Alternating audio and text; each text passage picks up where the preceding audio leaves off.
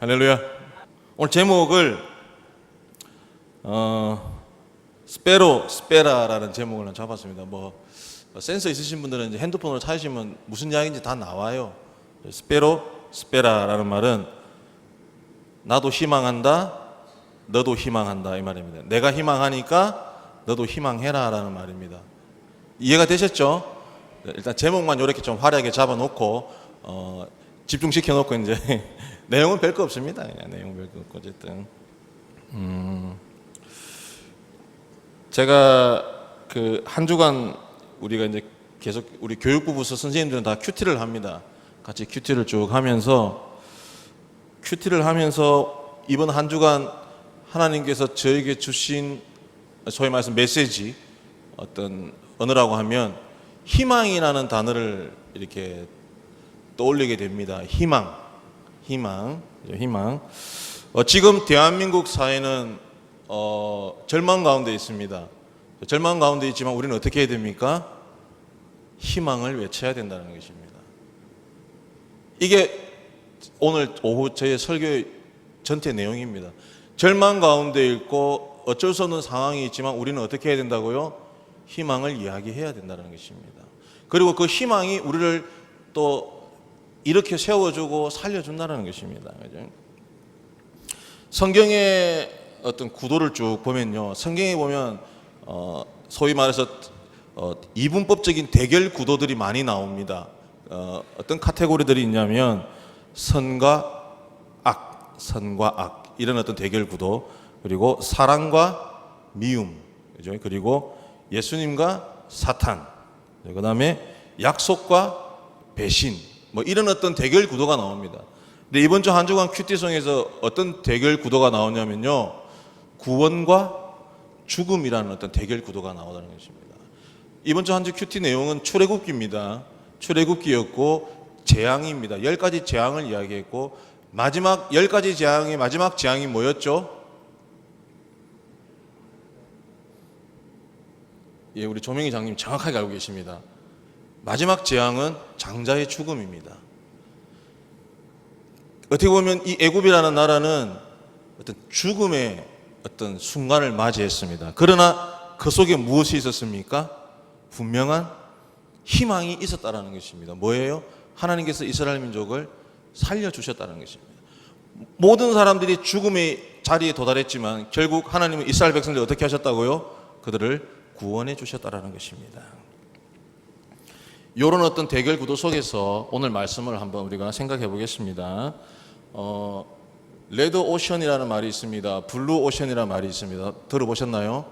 블루 오션, 레드 오션이라는 말이 있습니다. 이 레드 오션이라는 말은 무슨 말이냐면 경쟁자가 많아 포화 상태가 된 시장, 산업을 상어나 범고래 등 최상급 포식자가 많아 서로 치고받고 싸우느라 핏빛이 된 바다를 일컫는 말로 레드 오션이라고 합니다. 레드 오션. 그죠? 근데 이 레드 오션에 대한 이야기를 유대 신비주의자들, 유대에 보면 신비주의자들이 있습니다. 소위 카발리스트라 그럽니다. 카발리스트라는 사람들이 이렇게 이야기합니다. 그들이 사람이 누리고 있는 세계는 실제로 존재하는 세계의 1%에 지나지 않는다. 몇 퍼센트요? 100%가 있으면 우리가 쉽게 이야기하면 살아가고 있는 세상은 1%밖에 안 된다는 것입니다. 그래서 계속해서 이야기합니다. 그렇다면 우리는 여태까지 오감과 이성의 틀에 갇혀 고작 1%를 놓고 각축하면서 살아온 셈이다. 99%의 블루 오션은 그대로 방치한 채 1%의 레드 오션에서 바둥바둥 살아온 것이 우리의 인생이다라고 카발리스트들, 소위 유대의 어떤 그죠? 신비주의자들이 그렇게 이야기를 했습니다. 그렇습니다. 우리는 세상 속에서 최상급 포식자가 되기, 왜냐하면 내가 안 죽기 위해서 내가 최상급이 되어야 되는 것입니다. 그죠? 요즘 우리 사회의 자화상이라는 말로 이렇게 표현합니다. 이른바 2030 세대. 2030은 20대, 30대를 말하는 것입니다. 너무 일찍 비정한 경쟁 사회의 쓴맛을 알아버렸고 40대는 제대로 용 한번 써보기도 전에 피로와 노쇠 증후군에 시달리고 있다. 공감하십니까? 김창수 집사님? 우리 김창수 집사님 상당히 노쇠하고 있습니다 지금. 5060 세대는 떠밀리듯 그들의 삶의 현장에서의 결별로 인해 황망에 빠지곤 한다. 이 황망이라는 말은 그냥 갈피를 못 잡고 그냥 이리 갈까 저리 갈까, 그죠?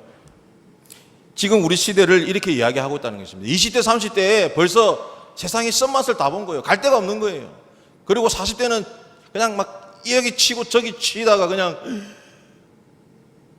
그 다음 아침에 일어나 보니까 못 일어났더라, 뭐 이런 가슴 아픈 이야기들이 대한민국 땅에서 흘러넘칩니다. 그리고 50대 60대들은 갈 곳을 잃어버렸습니다.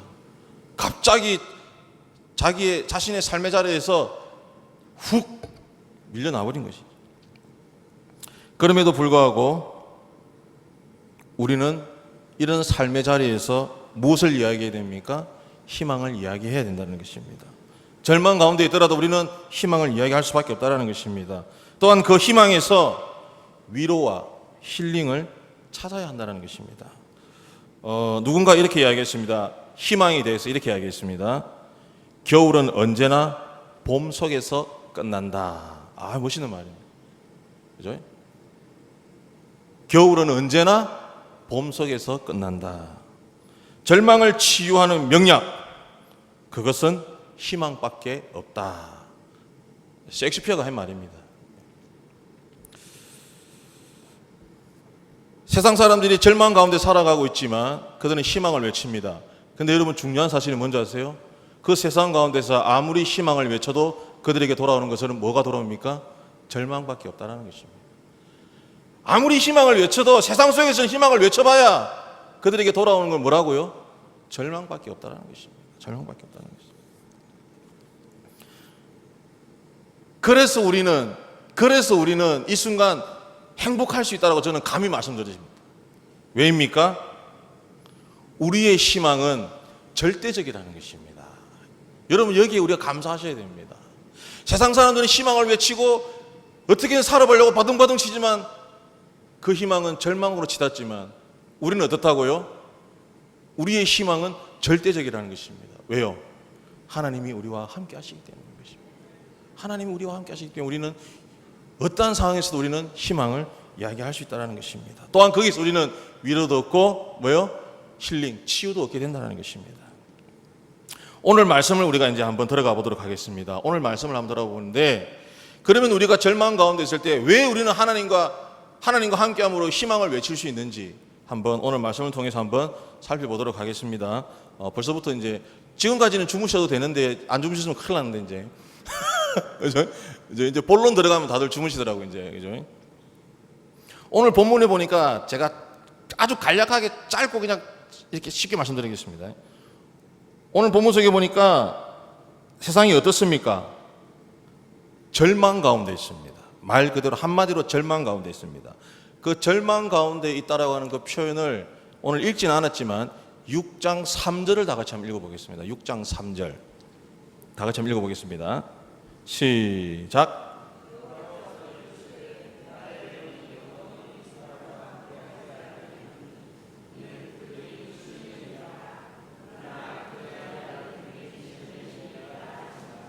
아멘.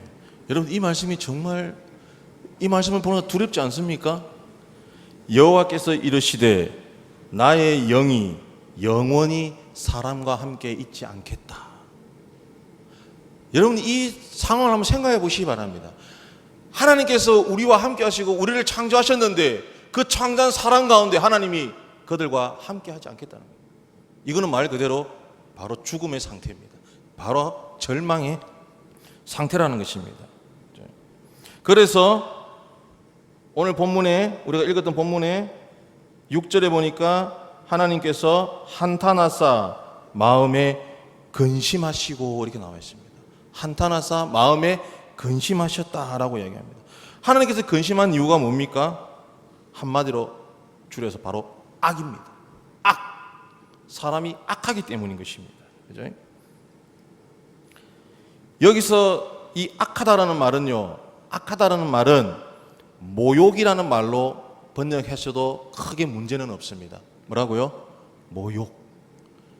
여러분, 우리가 죽음의 상태는 어떤 상태입니까? 하나님을 모욕하는 것입니다.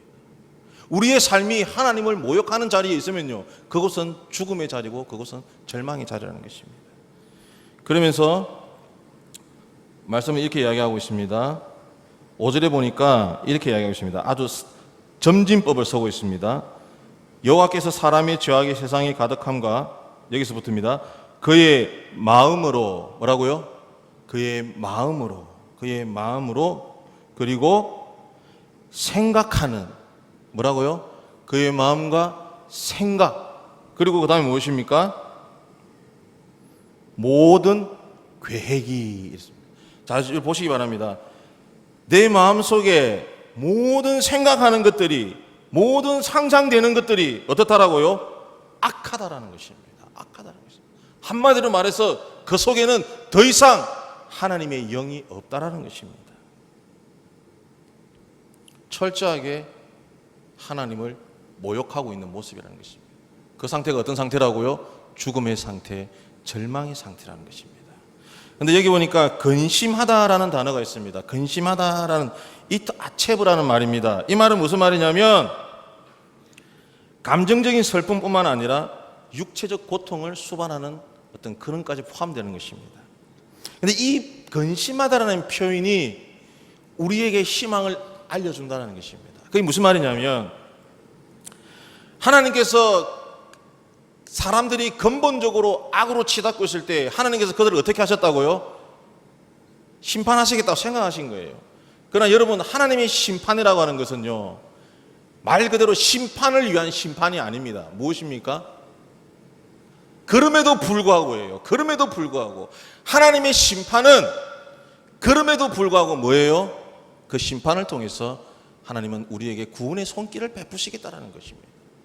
여러분, 그 사실을 꼭 기억하시기 바랍니다. 쉽게 얘기하면 하나님께서 여기서 근심하셨다라는 표현은 뭐예요? 아유, 저걸 그냥, 아유. 우리 윤호석 권사님 옆에 강양순 집사님 맞나요? 아니, 머리가 저렇게 바뀌어가지고 제가 지금 계속해서 이게 얼굴이 정확하게 안 보여요. 누군지 지금 제가, 그죠?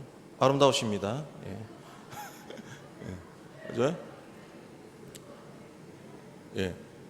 자, 자녀가 뭘 못해요. 자녀가 막 까불어요. 참 미워요. 아빠, 엄마가 어떻게 합니까? 매를 듭니다. 그죠? 매를 드는 이유가 뭐예요? 소영욱 권사님 오늘 기도하셨는데 오늘 소영욱 권사님 속에 어머니라는 그 말에 제가 눈물이게 나올. 우리 일여신도에 앞으로 어머니와 같은 마음으로 크게 봉사할 줄 믿습니다.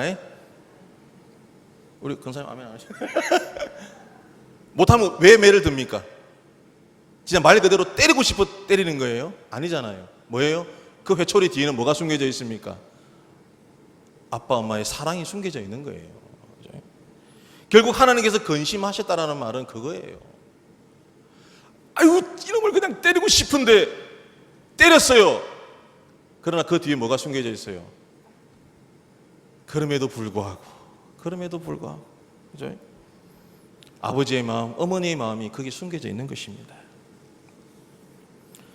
그래서 하나님께서 누구를 택하십니까? 노아를 선택하시는 것입니다. 노아를 선택하셔서 노아를 통해서 하나님의 사랑과 하나님의 은혜를, 그리고 절망 가운데 있을지라도 하나님의 은혜 때문에 희망을 이야기할 수 있게끔 말씀하시는 것입니다. 우리 다 같이 8절 한번 읽어보겠습니다. 8절 시작. 그러나 노아는, 그러나라는 표현이 너무나 아름답지 않습니까? 그러나 대반전이 이루어지고 있습니다.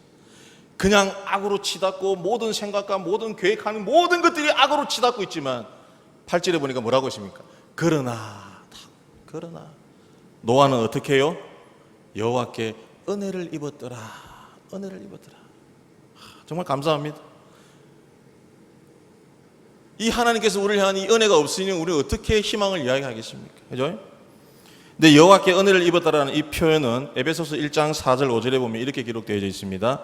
곧 창세전에 그리스도 안에서 우리를 택하사 땡땡땡 그 기쁘신 뜻대로 우리를 예정하사 예수 그리스도로 말미암아 자기의 아들들이 되게 하셨다라고 기록하고 있습니다. 결국 지금 이 말씀이 바로 노아가 하나님께 여호와께 은혜를 입었다는 말과 똑같은 말인 것입니다. 심판을 받았을 운명이지만, 노아도 역시 마찬가지로 심판을 받으실 운명이지만 하나님께서 노아를 택하셔서 어떻게 해요? 구속하기로 작정하셨다는 것입니다. 바로 이것을 뭐라고요? 하나님께 여호와께 은혜를 입었다라고 이야기한 것입니다. 이 말을 정확하게 다시 옮기면 이런 뜻이 됩니다. 하나님께 소속이 되었다라는 것입니다. 어디에 소속되었다고요? 하나님께 소속되어 있다. 절망 가운데 있는 세상에 소속된 것이 아니라 누구에게요? 하나님께 소속이 되었다라는 것입니다.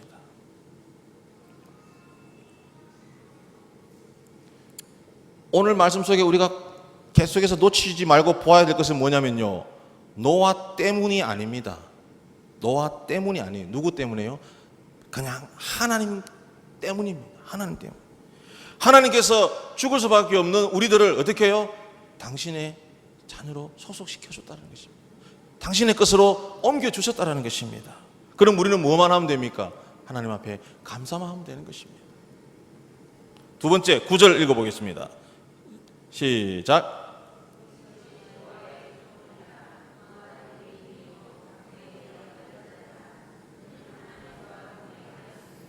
예, 여기서 의인이라는 말이 나와 있는데, 그죠? 우리가 이 의인이라는 말을 갖다가 자꾸 이렇게 세상적인 기준으로 옳고 그르다라고 판단하시면 안 됩니다. 그죠? 이 의인이라는 말은 조금 전에 제가 말씀드린 것처럼 앞에 은혜를 입었다는 표현에서 은혜를 입었다는 표현이 뭐라고 그랬어요? 하나님께 속하여졌다라고 말씀드렸습니다. 그죠? 성서가 말하는 의인은 우리가 세상이 말하는 그 기준처럼 옳고 그름의 이야기가 아니라 뭐라고요? 하나님께 속하여진 사람을 성서가 말하는 의인이라는 것입니다. 이제 의인은 이해가 됐습니다. 그러면 뭐예요? 완전한 자, 완전한 자, 완전한 자. 본인 스스로가 완전하다고 생각하시면 손 한번 들어보시기 바랍니다. 제가 봤을 때 우리 성관계에 완전하신 분들 좀 계신 것 같은데, 우리 김창수 집사님 아니라 아유 바로 거기 우리 윤현숙 권사님 아니 이 세상에 완전한 자가 있습니까 없습니까? 없습니다. 털어서 먼지 안 나는 사람이 있어요? 그죠? 비 오는 날 털어도 먼지 난다는 그런 이야기도 있는데, 그죠? 자, 이 완전하다는 말은 의미는 무슨 의미를 가지고 있냐면요, 우리가 돌아온 탕자를 한번 생각해 보시기 바랍니다. 돌아온 탕자. 탕자 이야기 다 아시죠? 둘째 아들이 아버지 재산을 받아가지고 떠납니다. 그죠? 이 상황이 어떤 유대에서의 이 상황은 이런 것입니다. 둘째 아들이 아버지의 재산을 받아가지고 떠나버리면요, 아버지하고 나하고는 이거 되는 겁니다. 이걸 우리가 뭐라고 그러죠? 예? 호적에서 밥을 저는 우리 이화영 권장에서 의절했다 뭐 이런 표현 해주잖아요. 갑자기 막 그놈의 인간 호적에서 밥을 국어 선생님입니다. 둘째 아들이 아버지한테 재산을 상속받아서 가버리면요, 그건 의절하는 겁니다. 그 상태예요. 근데 뭐 중간 다 아시죠? 뭐 가가지고 하시고 뭐 이렇게 하다가 막 드시고 하다가 그냥 다 잃어버렸어요. 돌아옵니다. 돌아올 때 아버지가 어떻게 합니까? 하고 나서 막 옷도 신발도 새로 만들고 막 음식도 막 차려주고 합니다. 그래서 마지막 아버지가 아들에게 하는 게 뭐예요? 반지를 끼워줍니다. 반지. 링을 끼워줍니다. 반지. 이건 무슨 말하는 것입니까? 아버지가 아들을 아무리 잘못해도 뭐라고요? 용서한 겁니다. 용서한 거예요. 하나님께서 우리를 향해서 완전하다라고 이야기하는 것은요, 뭐라고요? 하나님이 우리를 그럼에도 불구하고 뭐요? 용서하셨다는 것입니다. 이것이 완전한 자라는 것입니다. 내가 완전해서 완전한 것이 아니라 뭐라고요? 하나님 우리를 용서하셨다는 것입니다. 용서했기 때문에 우리는 어떻다고요? 완전하는 것입니다. 우리는 거기서 우리는 뭐라고 이야기할 수 있습니까? 바로 하나님께서 우리를 용서해 주실 때 우리는 희망을 이야기할 수 있다는 것입니다. 그리고 세 번째는 보니까 하나님과 뭐 했다고요? 동행했다라는 거예요. 동행했다. 그렇죠? 이 동행했다라는 말은 히브리 말로 할라크입니다.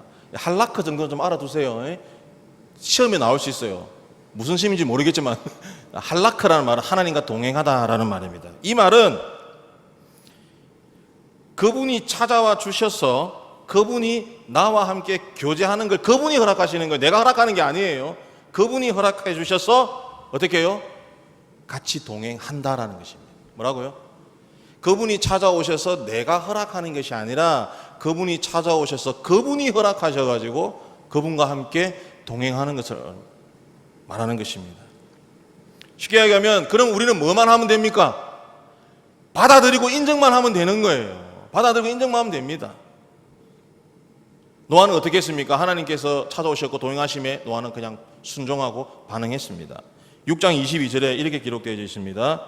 6장 22절에 노아가 그와 같이 하여 하나님이 자기에게 명하신 대로 다 준행하였더라. 그리고 7장 5절에도 보면 이렇게 기록되어 있습니다. 노아가 여호와께서 자기에게 명하신 대로 다 준행하였더라. 16절에도 역시 들어간 것들은 모든 것의 암수라 하나님이 그에게 명하신 대로 들어가며 여호와께서 그를 들여보내고 문을 닫으시니라. 여러분, 하나님과 동행했다는 말은 뭐예요? 말 그대로 하나님이 하시는 겁니다. 하나님이 하시는 거예요. 내가 하는 게 아니란 말입니다.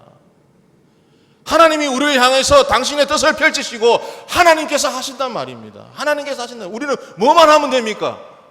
받아들이면 됩니다. 인정하면 됩니다. 내 속에 그 하나님을 받아들이고 인정하면 된다는 것입니다. 그런데 우리는 어떻습니까? 하나님 왜 이러시나요? 하나님 저에게 왜 이러시나요?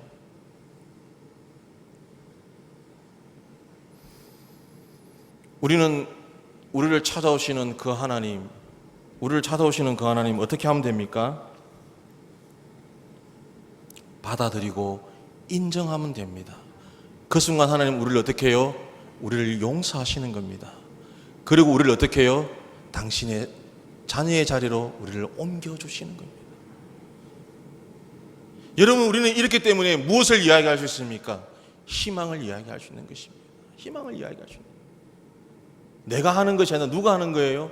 하나님께서 하시는 겁니다. 하나님께서 하시는 거예요. 저는 마지막 결론으로 조금 재미가 있을는지 모르겠지만 시사하는 바가 커가지고 책에서 제가 또 인용을 했습니다. 한번 읽어드리겠습니다. 여러분, 모차르트 아시죠? 모차르트 저하고 친구입니다. 이제 그 사람은 저를 그렇게 생각 안 하더라고. 저는 친구라고 생각하는데 그 사람은 저를 그렇게 생각 안 하더라고요. 그죠? 모차르트가 여행 중에 피아노를 정말 잘 친다는 이 소문이 난 집이 하나 있는 거예요. 그래서 모차르트가 여행 중에 그 집을 방문하게 됩니다. 방문하고 들어가니까 이제 역시 모차르트가 오니까 그 애기가 피아노를 치는 거예요. 조민영이라는 애가 있어요. 조민영이 누군지 아시죠? 조씨 집안 조민영이가 막 피아노를 쳤습니다. 피아노를 치고, 야, 모차르트가 봐도 정말 잘 치는 거예요. 야, 정말 잘 치는구나. 피아노를 다 치고 나니까 그 민영이 엄마 아빠가 있어요. 재훈이 희애라고 아세요 혹시? 조재훈 한희애 씨가 모차르트한테 이야기하는 거예요. 선생님, 어떻게 하면 우리 민영이를 훌륭한 작곡가로 만들 수 있겠습니까? 잠깐만요. 엄마 아빠가 이렇게 이야기합니다. 선생님, 우리 민영이에게 정말 음악적인, 작곡적인 좋은 기술, 좋은 가르침을 좀 주십시오. 이렇게 이야기한 거예요. 그러니까 민영이가 다시 와가지고 모차르트에게, 선생님, 제가 정말 이렇게 훌륭한 작곡가가 될 수 있도록 좀 도와주세요. 이렇게 이야기한 거예요. 그러니까 모차르트가 이렇게 얘기합니다. 글쎄다, 그렇게 물으면 나도 답변을 하기가 곤란하단다. 아직 네가 작곡을 하기에는 아직 어리구나. 이렇게 이야기한 거예요. 그러니까 소녀는 다시 이야기합니다. 선생님도 지금 제 나이 때 작곡을 했다고 들었습니다. 라고 이야기한 거예요. 그러니까 모차르트가 이야기합니다. 그래, 그랬지. 그렇지만 나는 그때나 지금이나 다른 사람에게 작곡은 어떻게 하느냐고 묻지 않는단다. 그냥 떠오르는 것을 음표로 그리지 않으면 미칠 것 같았지. 나는 네가 그러한 때가 오기를 기다려야 한다는 말을 하고 있는 거란다. 그러니까 이 소년이 기대가 컸었는데 실망하는 투로, 나는 그냥 다만 작곡을 잘하는 법이 써여 있는 책을 추천받고 싶었을 따름입니다. 그죠? 그러면서 모차르트가 그 소년을 창가로 데려가면서 이렇게 이야기합니다. 그런 책이 있기는 하지만 그런 것들은 아무 쓸데가 없는 것이란다. 저기를 보렴. 하늘이 있고 들판이 보이지. 나무 숲을 흔드는 바람 소리도 들리지 않니? 음악은 바로 자기 마음속에 저장된 자연의 소리를 그대로 음표로 옮겨 적어 놓은 것이야. 그러니 가장 훌륭한 음악은 저 자연이라는 책에 들어있지. 그리고 가장 훌륭한 작곡 비법은 바로 너의 눈과 귀와 가슴 속에 들어있단다 라고 모차르트가 이야기했답니다. 여러분, 우리는 우리가 무엇을 만들려고 합니다. 우리는 우리가 무엇을 하려고 합니다. 그러나 하나님은 말씀하십니다. 그냥 가만히 있어라. 내가 하겠다는 것입니다. 우리는 뭐만 하면 됩니까? 내 속에 들어오신 하나님을 인정하고 받아들이면 됩니다. 받아들이면 되는 것입니다. 마지막 결론을 멋있게 한번 내려보겠습니다. 여러분, 열린 눈으로 보시기 바랍니다. 열린 귀로 들으시기 바랍니다. 열린 가슴으로 직관하시기 바랍니다. 누구를요? 우리를 찾아오시는 그 하나님, 우리에게 말씀하시는 그 하나님의 음성을, 그리고 우리에게 보여주시는 하나님의 비전을 느끼시기 바랍니다. 그럴 때 우리는 뭐를 이야기할 수 있다고요? 우리는 희망을 이야기할 수 있는 것입니다. 멋있게 마무리를 지어야 되는데 큰일 났네. 하나님께서 말씀하십니다. 내가 희망하니 너희도 희망하라. 이게 스페인 말로 뭐라고요? 스페로 스페라. 하나님께서 말씀하시는 거예요.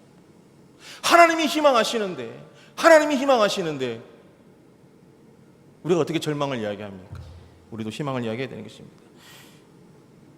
1% 레드 오션과 같은 세상에서 99%의 블루 오션을 하나님의 은혜로 희망의 창가를 부르시는 저와 여러분, 우리 온 성관계 되기를 간절히 소원합니다. 기도드리겠습니다. 하나님, 우리들의 삶을 돌아봅니다. 우리들의 삶을 돌아봅니다. 절망만이 느껴질 뿐입니다. 이 온 세상은 하나님 절망과도 같은 세상, 죽음과도 같은 세상입니다. 그러나 하나님 말씀하십니다. 내가 희망하니 너희도 희망하라고 하나님 말씀하십니다. 하나님, 그 하나님을 받아들이고 인정하는 우리들의 삶이 되길 원합니다. 그래서 하나님, 우리의 삶이 저 죽어가는 세상을 향해 하나님의 희망을 나누는 우리들의 삶이 될 수 있도록 하나님 인도하여 주시옵소서. 예수님 이름으로 감사하며 기도드립니다. 아멘.